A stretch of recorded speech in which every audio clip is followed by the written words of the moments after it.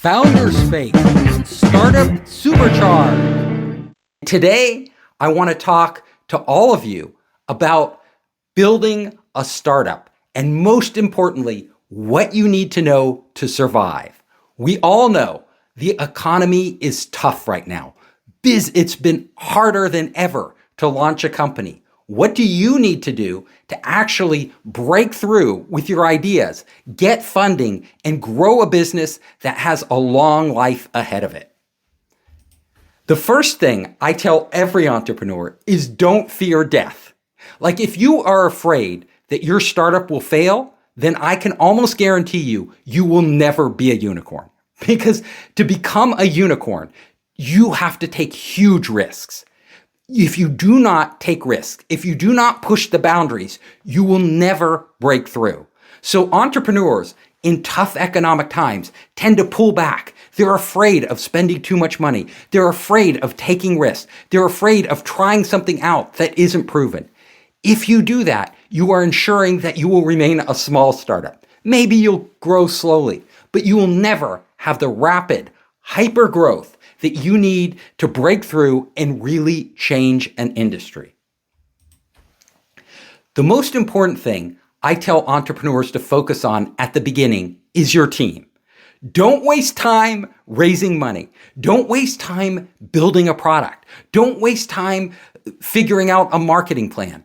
What you need to spend 85% of your time on at the very beginning is your team members. Who are you going to work with?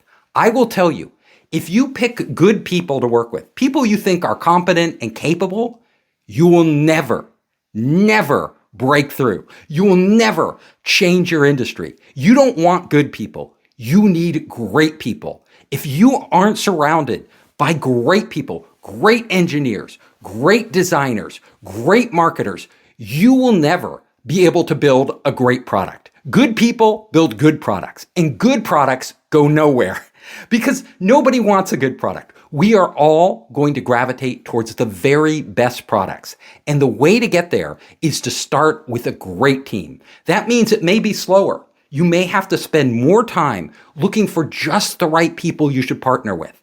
And if you can't find them, don't start. In fact, I tell people, your idea doesn't matter. Nothing else matters. How much money you have doesn't matter. Where you are in the world doesn't matter. The people matter. If you have the right people, everything else can work out. You can change locations, you can raise capital, you can change your product ideas, you can come up with new ideas, but without those people, you will never go anywhere.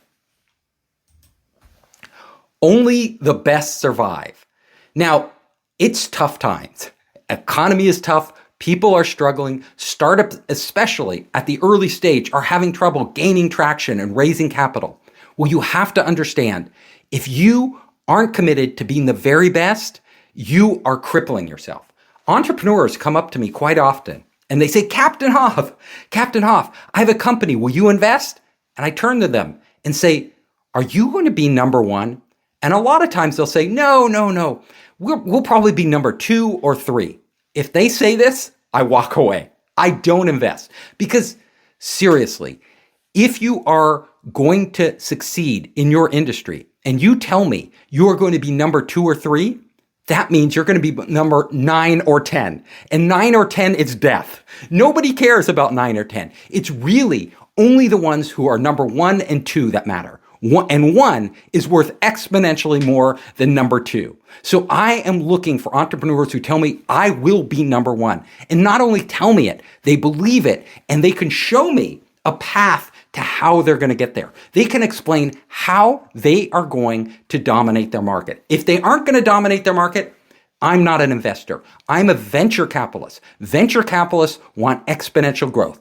Exponential growth requires you to dominate your competitors, to put them out of business, to take over their business. If that's not your mindset, forget it. How are you different? So it's one thing to say you're the best, but it's another thing to show it. So as an entrepreneur, you have to show venture capitalists what makes you different. Literally, if you are similar to all the other competitors, you will never dominate them. Companies that are similar, they have to compete. And usually the only way they can compete is on price. They have to lower their price. As soon as you lower your price, you are lowering your margins. When you lower your margins, you literally lower your profit. That slows down your growth. We want businesses that have defensible, high margins. Those are margins that are big, and if competitors move in and try to copy you, they can't do it. You have to figure out what makes you different. What is your special advantage? What is the thing that people can only get from you and nowhere else? This could be your barriers to entry, could be technology, they could be brand, they could be understanding of process, they can be all sorts of things, patents, trademarks. You need to know what keeps your moat, a moat around your business that nobody else can penetrate. That is your difference. And you need to understand the value you are giving customers that they can't give you because you have this moat. If you don't know that, you go back to the drawing board, rethink your business. Don't try to raise venture capital until you've figured it out. Doing a startup means constant challenges, constant disasters, things. I've done 3 venture-funded startups myself in Silicon Valley and 2 bootstrap startups. So I'm an entrepreneur. I know how tough it is. I know that every time you think you have it figured out, something goes wrong. Something doesn't go according to plan. Well, your mindset is really important. If you look at every disaster as a disaster, it's going to kill you. It's going to give you a heart attack. It's going to make being an entrepreneur no fun. The entrepreneurs who succeed not only change their industry, but they also change their brain. They begin to understand that how they look at the world creates the reality they live in.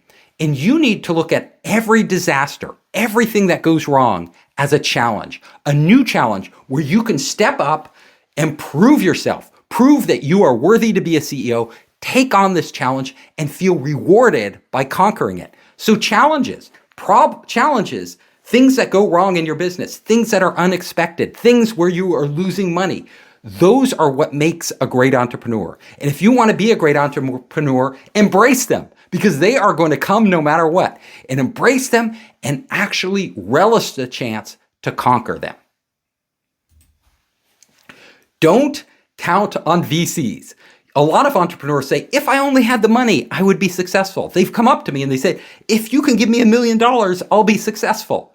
And I look at what they have, and the reason they aren't successful, the reason no one is giving them money is because they haven't figured it out.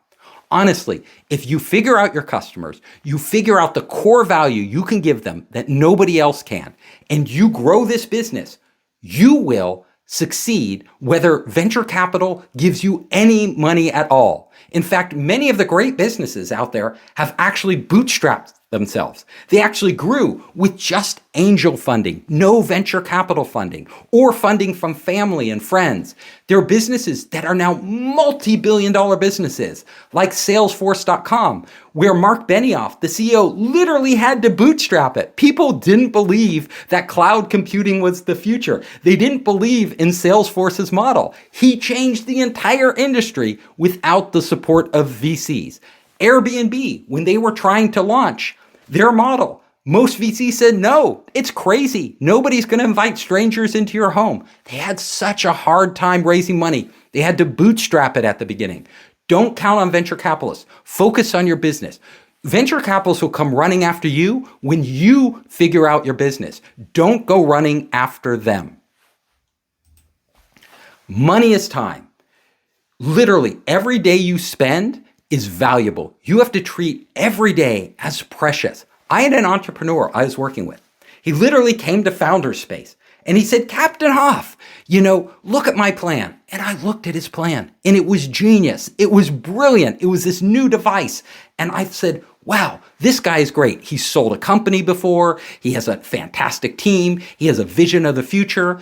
And then I went out and I said, I'm going to introduce you to investors. Like I'm in on this company. I believe in this company. You're part of our startup accelerator. I want you to go 100%. So I began introducing him to investors. But before I did, I looked at his valuation and the valuation was really high. Like he put a premium. He was asking for a very high valuation for his startup at a very early stage. And I said, you got to cut this valuation in half or lower, possibly lower, because you'll never get this valuation in the market today. And he's like, no, I don't believe you. Like, we're worth it. We are worth it. And I said, well, I'll introduce you to some investors and you listen to what they say. I introduced him to several investors. They all said what I said. Company seems great. They want to invest, but the valuation is too high. And you know what he did? He did nothing. He didn't listen. He thought, I have more time. And literally, he wasted a year and a half. And a year and a half later, I stopped introducing him to investors when he wouldn't change his valuation. A year and a half later, he came back to me and he was like, I got funded. And I said, great, you got funded. What was the valuation? And he told me the valuation, and it was exactly what I told him to price it at originally. So he wasted a year and a half. Competitors entered the market. He no longer had the first starter advantage. He was behind, actually, the competitors. The market had moved on, and literally, he could have closed that same money at the same valuation much earlier, but he didn't value his time. Time is money. Valuation isn't as important as moving fast. Stick to your plan. I have lots of entrepreneurs come to me and I look at their plan and I look at what they're doing and I say, you need to change. And they're like, no, we have to stick to our plan. Why do you have to stick to your plan? Well, investors, angels gave us money. They want us, we promised them we would do this. And I'm saying, well, this doesn't work. It's not working. It won't work for this reason, and this reason. You need to scrap the plan. You need to pivot. You need to move in a different direction. And they refuse to do it. Look, I'm not telling you to believe one person, right? But ask around. From independent people who have not already bought into your plan, people who have no stake in your company, and ask them to look at your plan. Do they believe in it? Do they have good reasons it won't work? Can you counter those reasons? If you can't counter the reasons it won't work, you need to change your plan. And really good entrepreneurs are always changing their plan. They are always adjusting. Sometimes it's small adjustments. Sometimes it's a major pivot, but they're always changing directions because the world is dynamic. It's not static. You're always getting new information, learning about what the world is, what your customers want. New technologies are coming out. If you aren't constantly changing your plan, you are dooming your company. Hope is not a strategy.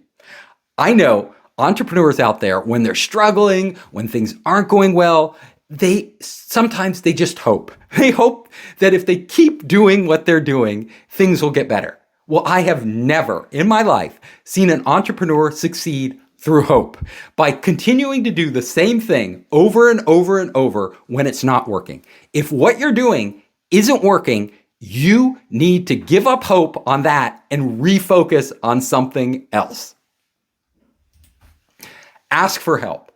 You get stuck and things aren't working and it's really hard. Your company doesn't feel like it's going to survive. You're under a lot of pressure. Don't do it alone. Go outside your company, outside the circle that you've surrounded yourself with. Go to new people and ask them for help. Humble yourself. Tell them the truth. Say, we're struggling. Things are really hard, but I need your advice. You have experience I don't have. You may see things I don't see. How would you, if you were in my shoes, change my business? These people can be advisors, smart people in the industry. They can be venture capitalists or potential investors. Instead of asking for their money, ask for their help. You would be surprised. People who help you are much more likely to give you money. Like if they give you their ideas and they start to believe in what you could do, not what you're doing now, your chance of success is so much greater in the future. If you are stuck, the best person to ask for help in the world, the number one person you should ask for help from, your customers. Go to your customers. Ask them, hey, you're using our products. What do you like about them? And why aren't you buying more? What would we need to give you to get you excited, to get you to give us your business? What can we do that nobody else is doing? Go to your customers. They are your best source of help, and they can transform your business. Technology isn't a business. So, I work with entrepreneurs in the high-tech field. So we expect entrepreneurs who come to us to be using the latest technology. We don't expect them to have developed it. A lot of times they're taking technology other people have developed, but using it in new ways, which is really important. Entrepreneurs are not inventors. They are innovators. They take and apply technology to problems. The technology itself honestly doesn't matter. I don't care if you have a zillion patents, if you've, invented this technology, if you spent millions of dollars and years working on it, it doesn't matter. What I care about is what you're going to do with that technology for customers. I only care about the end result with customers. What do customers get out of your technology? What is the value you are creating for them that other people aren't creating? If you can show me that, then your technology has value. If you can't show me that, you have technology that is maybe brilliant technology, but is worthless in the marketplace. Think big. Every entrepreneur needs to get outside their bubble and think big. You need a big business. If you're going after venture capital, if you're going after money like mine, I want you to be thinking of changing your entire industry, not just a little piece. You need to think big. Elon Musk says he's going to Mars. He also says he was going to change the entire auto industry. He's doing both. He's literally thinking big. Great entrepreneurs think big, but thinking big is not always enough. A lot of times you need to start small. Now, this is counterintuitive. A lot of the biggest ideas sound great. It sounds great. You say a big idea. It sounds like, oh my God, you're going to change the world. But the beginning of that idea actually started very small. Let me give you an example. I know the founders of YouTube. I've met them, super smart guys. But when they started their startup, they were doing something that didn't work at all. They were doing a video dating site. Video dating! And, we all know today that really nobody likes to date on video with somebody they haven't known. They want to chat and then they want to meet them in person, but they don't want to date over video. Well, they thought it was the early days of the internet. Video dating was a brilliant idea. It was a big idea. Everybody would date by video because you could do that now on the internet. However, they quickly found out that their business didn't work. Customers were leaving. They couldn't retain customers. It was a dying business. And then they threw a party. Because what do you do when your company is failing? You throw a party with your friends. So they threw a party and they shot a bunch of video in the party. And then they wanted to share it with their friends. And they're like, how do we share this? There's no way to share it. And they thought, well, we have a video dating site. We could upload it to the dating site and share a link. And our friends could download it from the link or watch it from the link. Boom! Their friends loved it. And all of a sudden, out of this simple, small idea of sharing a video through a link on the internet, they suddenly realized people want this. And not only will they share the links, but they will upload their videos to our servers. That makes our servers the repository for all these videos. And what happens when people want to watch these videos? They have to come to us. Hence, YouTube was born. They didn't come up with the big idea at first. We're going to create the biggest broadcast video network online in history. They didn't come up with that. They came up with the small idea of sharing a link. And I will tell you, every startup, all these great startups, you hear that they have the big idea, but the big idea started usually, most of the time, with a small idea. Twitter, microblogging. They were a podcasting company, and then they just started to experiment. Yelp, they didn't know that rating the reviews, the 5-star reviews would be the big thing that made Yelp a hit. It was an afterthought for them, adding the reviews. Groupon, when they exploded, they were actually a site for doing charity, organizing charity work, social work online. Selling goods was something they weren't even thinking of. The list goes on and on. Even Google, their original idea was they were doing a nonprofit allowing academics, professors to find research papers online. It was only later after they built the algorithm that they understood, wow, this isn't a small idea. This isn't a nonprofit. It's a huge idea that's going to change the entire internet and the world. So Don't always start with the big idea. Sometimes look very small. Small teams. Jeff Bezos, the founder of Amazon, has a rule. If you cannot feed your team with two pizzas, the team is too big. I like to see teams that are 5 people, 4 people, 3 people, small teams. You get a bigger team and actually you don't have better ideas, because when you're a small team, you're all equal. You're all able to speak up. As soon as you get a bigger team, you get a hierarchy. There's a boss, there's structure. It actually cripples you. You actually move slower. Small teams move really fast. You can try one idea, it doesn't work. You try another idea. Start small teams. Small scope. It's very tempting when you think of an idea I want to build it out, and I want to add this feature and this feature and this feature. The more features you add, actually, the slower you move, because it takes a lot of time to add these features, and the less you will be able to actually understand your customer. I will tell you, most customers buy a product for one reason. One reason. It does one thing that they can't get anywhere else. If you start adding all these features, it gets really confusing for the customer. They don't know what the core value is. Also, getting it to market and changing that, iterating on it, which is the core process of innovation, slows way down. Keep the scope. Focus only on the most essential piece of your business, the piece that creates the most value, and leave everything else out. Take that to market. Figure out if your assumptions are true or not. Small budgets. I've seen startups that have out of the gate raised $10 million, $20 million, $100 million. That usually doesn't help them, because what it does is it actually constrains them. As soon as they get a lot of money, they start ramping up development. They hire more people. They get locked in a path. And I will tell you, innovation is not about being locked in a path, especially at the beginning. You want small budgets, just enough money to barely test out your idea, get it to marketplace, understand what your customer wants. Those are the successful businesses, because too much money means too many people, means the people aren't able to, it's hard to change a big group of people. It's easy to change a small group, a nimble group with a little money, forces you to be creative. You have to think creatively. How can we do this on no budget? Oh, we can't pay for a huge marketing survey. We have to go out and directly talk to our customers. We have to build the minimum thing possible because we don't have a lot of money. We can't build a big product. We have to build a small product and get it to market. Small budgets, go with small teams, go with starting small with small ideas that grow into big businesses. Small time.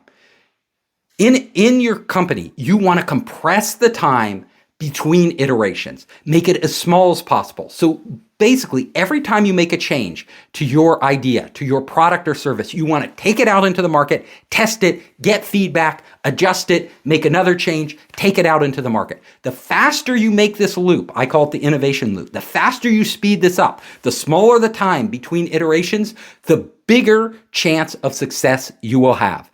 The companies that really break through in innovation are always looking to cut the time. Can we get the next iteration of our product out in a week? Not a month, not 6 months, not a year, a week. If we can do that and keep doing it over and over and over and learning each time we do it, success, innovation is not about what you build. It's about what you learn about your customers, what you learn about the marketplace, what you learn about the product itself. Learning is the thing. And the way you learn faster is by keeping the time small and iterating.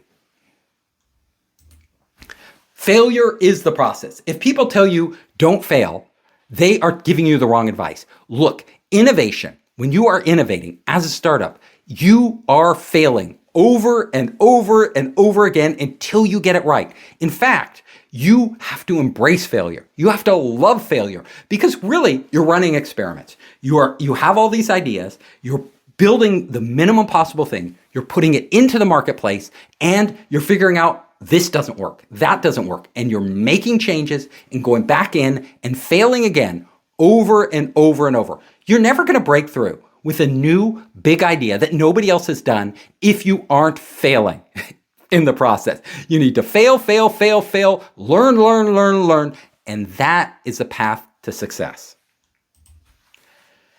Challenge your beliefs.